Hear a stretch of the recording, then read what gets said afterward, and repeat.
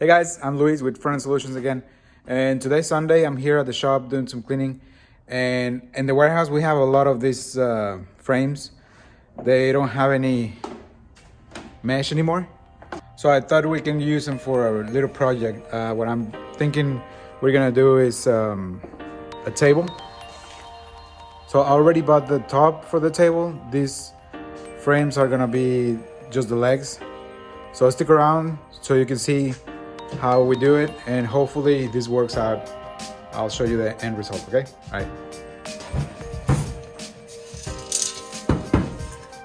So I already made these holes here and put rivets inside. I don't know if you can see them. Yeah, there, you can see the rivet. So we have these angles here. Now I'm gonna clean them a little bit and sand it, and then we're gonna paint them and see how that works.